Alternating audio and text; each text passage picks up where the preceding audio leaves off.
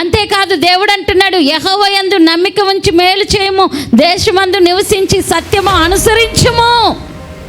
నువ్వు సత్యంలో బ్రతుకు, యెహోవా యందు నమ్మిక కలిగి బ్రతుకు, సత్యంలో బ్రతుకు, దేవుణ్ణి నమ్మి బ్రతుకు. నీకెందుకు చెడ్డవారిని చూసి ఎందుకు వ్యసనం పడుతున్నా? దుష్కార్యములు చేయవారిని చూసి ఎందుకు మత్సరపడుచున్నావు?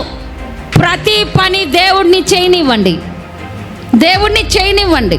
నీ మార్గము యెహోవాకు అప్పగింపుము, నీవు ఆయన్ని నమ్ముకునుము, ఆయన్ని కార్యాలు నెరవేర్చును. కోపం మనము ఆగ్రహము విడిచిపెట్టుము, వ్యసన పడకము, అది కీడికే కారణమగును. ఎంత చక్కటి మాటలు తెలుసా? దేవుడు అంటున్నాడు, అవన్నీ వదిలిపెట్టి నీ మార్గాన్ని యెహోవాకు అప్పగించు. ఈరోజు ఇక్కడి నుంచి మీరు వెళ్ళే ముందు ఇక్కడ చేయాల్సిన పని ఒకటి ఉంది. నీ మార్గాన్ని, నీ మనసును, నీ హృదయాన్ని దేవుడికి అప్పగించు. అప్పుడు నీ మార్గాలు సరళమవుతాయని దేవుడు సెలవిస్తున్నాడు.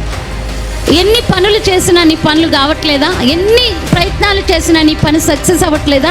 ఎన్ని చేసినా నీ పని అసలు ముందుకెళ్ళట్లేదా? అయితే దేవుడు అంటున్నాడు, నీవు నీ యొక్క హృదయాన్ని, మనస్సును, నీ మార్గాలను సమస్తాన్ని నాకు అప్పగించుము, అప్పుడు నీ మార్గములు సరళమగును.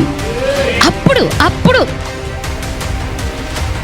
టైం పాస్ కూడా ఇతరుల గురించి మాట్లాడుకోకండి. అది మీలో ఒక ఈగోని తీసుకొస్తుంది, ఒక అసూయను తీసుకొస్తుంది. చూడండి, ఇక్కడ దేవుడు ఎంత మాట అంటున్నాడు, నీ మార్గం యెహోవాకు అప్పగించు. చెప్పు నీ పక్కన వాళ్ళకి.